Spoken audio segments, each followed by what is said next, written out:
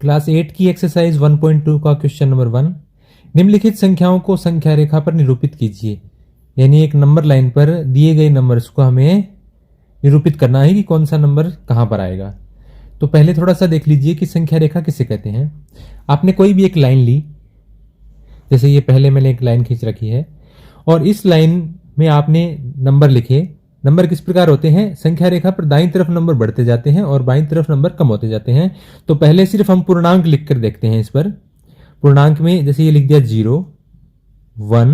जैसे आप ये मत सोचना कि 0 बिल्कुल बीच में लिखना है, क्योंकि लाइन के दोनों तरफ तीर का निशान है। ये देखिए आप, ये दोनों तरफ, इसका मतलब है ये दोनों तरफ अनंत की ओर बढ़ेगी, यानी इसकी लंबाई असीमित है, अनंत है। तो इसमें बीच कहीं भी नहीं होता कि आप यहां बीच है, बीच में लगा दिया आपने, मध्य में कहीं भी आप यहां लगाओगे 0 को तो भी कोई दिक्कत नहीं है, क्योंकि इसके बाईं तरफ भी आगे बढ़ती जाएगी, दाईं तरफ भी आगे बढ़ती जाएगी। लेकिन हम दोनों तरफ संख्याएं आसानी से लिख सकें, इसलिए मैंने थोड़ा सा बीच में लिया है। 0 1 2 3 4, और ये आप 1 2 3 4 कितनी भी दूरी पर ले सकते हैं, पास पास भी ले सकते हैं, लेकिन इन सब के बीच में दूरी समान होनी चाहिए। और इसी प्रकार बाईं तरफ माइनस की संख्या -1 -2 -3 -4 -5, इस प्रकार से। तो ये मैंने यहां पर कुछ पूर्णांक लिखे हैं संख्या रेखा पर। इन सभी पूर्णांकों के बीच में भी बहुत सी, जैसे 1 और 2 के बीच में अनंत संख्याएं होती हैं। 1 और 2 के बीच में अनंत संख्याएं, 1.1 1.2 1.3 1.4, या फिर बाद में आप देखना चाहो कि 1.10 1.11 1.12। तो ऐसी अनंत संख्याएं होती हैं। कोई भी दो नंबर लोगे आप संख्या रेखा के बीच में, उनके बीच में अनंत संख्याएं होती हैं। तो हमें कुछ ऐसे परिमेय संख्याएं दी गई हैं, जैसे 7/4 और -5/6। तो हमें यह बतानी है कि संख्या रेखा पर ये कहां पर है।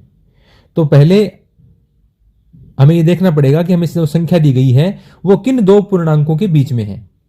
ये 1 या 2 के बीच में है, या 2 या 3 के बीच में है, या -2 या -3 के बीच में है। तो ये बिल्कुल आसान है, बिल्कुल इजी तरीका है इसको देखने का। कि जैसे पहला हमारा क्वेश्चन है 7/4। 7 में आप 4 का भाग दीजिए, कितनी बार जाता है? 4 एकम 4, कितना शेषफल बचेगा? 3/4। तो ये आ गया आपका 1 सही 3/4। 7, इसमें आपने भाग दिया 4 का, 4 एकम 4, कितना बचेगा? 3। यानी एक बार भाग जाता है। एक बार भाग जाने का मतलब है 1 सही 3/4 आ गई है, शेषफल बच गया 3 और हमने भाग दिया था 4 का। 1 सही 3/4 यानी एक बार भाग गया है। तो ये जो हमारी संख्या है 7/4, ये 1 से बड़ी है और 2 से छोटी है। 1 से बड़ी और 2 से छोटी संख्या है, तो यानी ये 1 और 2 के बीच में आएगी। तो आप संख्या रेखा पर जैसे कहीं पर भी, जैसे मैंने यहां ले लिया 0, क्योंकि ये दोनों तरफ अनंत की ओर बढ़ती है तो आप कहीं भी ले सकते हैं। और आपने इससे पर्याप्त दूरी पर ले लिया, ये ले लिया 1 और ये ले लिया आपने 2। अब ये हमारे बाईं तरफ इसके जैसे -1 है। आपको दर्शाने की जरूरत नहीं है सबको। हमारी जो संख्या है वो किसके बीच में है? 1 और 2 के बीच में। 1 और 2 के बीच में कितने भागों में बांटना है आपको? इसके बटे में देखिए कितना है, 4 भागों में आप अपना स्केल लेंगे और उससे 1 और 2 के बीच में 4 बराबर भागों में बांट देंगे। यहां आपका 1 है, यहां आपका 2 है, इनको आप 4 बराबर भागों में बांट देंगे। कैसे? स्केल से बराबर भागों में बांटिए। मैं ऐसे बांट रहा हूं, 1 2 3, और ये यहां पर आपका है चौथा भाग। ये आपका एक भाग हो गया, ये दूसरा भाग, ये तीसरा भाग और ये चौथा भाग हो गया। फिर इसके बाद में आपको क्या करना है? अब इसके नीचे देखिए आपको /4। तो यहां 7/4 कहां पर आएगा? 1 है, इसको यदि /4 के रूप में आप लिखोगे तो क्या लिखोगे इसको? 4/4। 4 में 4 का भाग देने पर क्या आता है? 1 आता है। 2 है, इसको कितने /4 लिखोगे? 8/4। 8 में 4 का भाग देने पर क्या आता है? 4 दूनी 8, 2 आता है। तो 4/4 के बाद में क्या आएगा? 5/4। फिर ये यहां ये क्या आएगा? 6/4, और फिर ये क्या आएगा? 7/4, और उसके बाद में 2 जो है वो क्या है? 8/4। तो यहां ये आपका बिंदु है, ये कौन सी संख्या है? 7/4 बिंदु, या आप मान लो ए लगा देना यहां पर। तो बिंदु ए है संख्या रेखा पर वह स्थान है जहां पर 7/4 निरूपित है। इस प्रकार से आप कर सकते हैं, बिल्कुल आसान है। एक बार दोबारा देखिए, 7/4 आपने 7 में 4 का भाग दिया, कितनी बार जाता है? 4 एकम 4, फिर शेषफल बच गया 3। तो एक बार भाग जाता है तो संख्या होगी 1 और 2 के बीच में। तो आप 0, 1, 2 पर्याप्त दूरी पर ले लीजिए। और कितने भागों में बटेगा ये? 1 और 2 के बीच में आपने बटे में जो नीचे हर में जो लिख रखा है डिनोमिनेटर में 4, तो आपको 4 भागों में बांट देना है। यहां पर आपके पास 1, यहां पर आपके पास 2, तो बटे 4 के रूप में 1 को कैसे लिखेंगे? 4 बटे 4, 4 में 4 का भाग देने पर 1। और दूसरा 2 है, इसको लिख देंगे 8 बटे 4, 8 में 4 का भाग देने पर 4 दूनी 8। तो इनके बीच में 3 संख्याएं होगी। 4 बटे 4 के बाद में क्या आएगा? 5 बटे 4, 6 बटे 4, 7 बटे 4, और फिर 2 जो है वो क्या है? 8 बटे 4। तो ये हमें मिल गया 7 बटे 4। तो इस प्रकार से इनको संख्या रेखा पर निरूपित किया जाता है। फिर दूसरा है -5 बटे 6। -5 बटे 6, जैसे मैं इसी को साफ कर देता हूं और इसी में हम लिख देंगे, इन्हीं संख्याओं के बीच में संख्याएं मिटा देता हूं मैं और इसी संख्या रेखा पर आपको लिखकर दिखाता हूं। जैसे ये हमारी लाइन अब खाली है। -5 बटे 6, -5 बटे 6। अब 5 में देखिए 6 का भाग जाता है क्या? नहीं जाता। 5 में 6 का भाग नहीं जा रहा। मान लीजिए यहां पर 0 है आपका, दाईं तरफ यहां पर आपका 1 है। 5 में 6 का भाग नहीं जा रहा, यानी एक बार भी नहीं जा रहा। तो यह है संख्या क्या है? 0 से बाईं तरफ, क्योंकि माइनस की संख्या किस तरफ है? देखो आप संख्या रेखा, बाईं की संख्या, माइनस की संख्या 0 के बाईं तरफ है। तो ये एक बार भी भाग नहीं जा रहा, तो ये किसके बीच में है? 0 और -1 के बीच में, क्योंकि एक बार भाग चला जाता तो किसके बीच में होती? -1 और -2 के बीच में।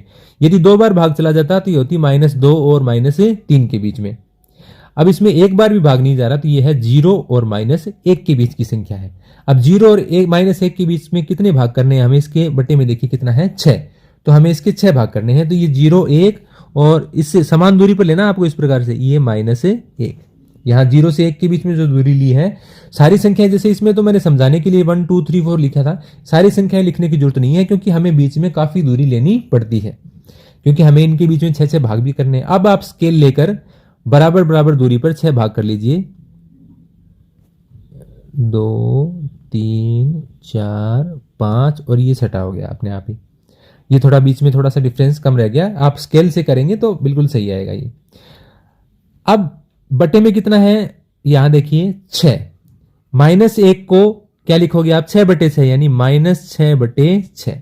-6 बटे 6, 6 में 6 का भाग देंगे क्या आएगा? -1। और 0 को आप क्या लिखेंगे? 0 बटे 6, 0 में 6 का भाग देंगे 0। अब 0 बटे 6 के आप बाईं तरफ चलेंगे, 0 से बाईं तरफ चलने पर क्या आता है? -1। यहां पर ये बटे में है, क्या आता है? -1 बटे 6। यह आ जाएगा -2 बटे 6। यह आ जाएगा -3 बटे 6। आप थोड़ा सा 0 और -1 दूर दूर ले लीजिएगा कॉपी में, ताकि आप ये जो संख्या है वो ठीक तरीके से लिख सकें। फिर आ जाएगा -4 बटे 6, -5 बटे 6, और फिर ये आगे है -6 बटे 6। अब यहां आप देख लीजिए कहां पर है -5 बटे 6। यहां आप बिंदु ए लिख देना। बिंदु ए पर -5 बटे 6 है, जो कि 0 और -1 के बीच में स्थित है। तो ये तरीका है संख्या रेखा पर संख्याओं को निरूपित करने का। आपको कोई नंबर लाइन दी गई है और आपको एक स्पेसिफिक नंबर दे दिया और आपको बताना है कि संख्या रेखा में वो कहां पर आएगा। तो आप इस प्रकार से इनको कर सकते हैं बिल्कुल आसानी से। दूसरा क्वेश्चन है इसका, -2 बटे 11, -5 बटे 11 और -9 बटे 11 को संख्या रेखा पर निरूपित कीजिए। उसी तरीके से हम करेंगे। अब देखिए 2 में 11 का भाग नहीं जाता, एक बार भी नहीं जाता, और संख्या किसकी है? माइनस की। तो ये 0 से बाईं तरफ 0 और -1 के बीच में आएंगे ये सभी। 5 में भी 11 का भाग नहीं जाता, 9 में भी 11 का भाग एक बार भी नहीं जाता। जैसे यहां पर आपने ले लिया 0 और यहां पर आपने ले लिया -1, 0 से बाईं तरफ -1 आएगा। अब इसके बीच में ये तीनों संख्याएं आएंगी, इनके बटे में कितना है? 11। तो हम इस 0 और -1 के बीच में कितने भाग बांट लेंगे? 11 भाग बांट लेंगे। तो ये आएगा 1, 2, 3, 4, 5, 6, 7, 8, 9, 10 और ये 11वां अपने आप हो गया। तो यह क्या आ जाएगा? -1 है बटे 11, तो क्या लिखना पड़ेगा? 11 बटे 11, यानी -11 बटे 11। 11 में 11 का भाग देंगे 1 आ जाएगा, और चिन्ह किसका है? माइनस का। 0 को क्या लिखेंगे? 0 बटे 11।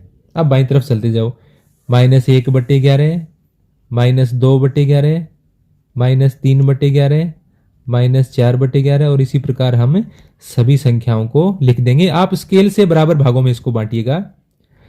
मैं बिना मापे इनको कर रहा हूं तो ये थोड़ा सा डिफरेंट आता है। कैसे कि कहीं पर बीच में ज्यादा जगह है, कहीं पर कम जगह है।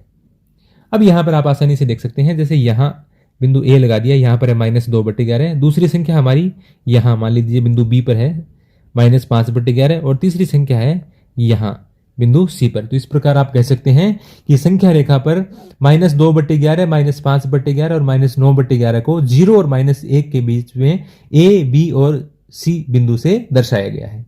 तो ये बिल्कुल इजी तरीका है किसी भी संख्या को संख्या रेखा पर निरूपित करने का। उम्मीद करता हूं कि आपको ये वीडियो अच्छी तरह समझ में आया होगा और आपसे करता हूं कि आपको पहला और दूसरा क्वेश्चन काफी अच्छे तरीके से समझ में आया होगा। यदि आपको वीडियो अच्छा लगा है तो वीडियो को लाइक जरूर कीजिए और चैनल को सब्सक्राइब कीजिए और कमेंट में बताइए कि आपको वीडियो कैसा लगा। Thank you.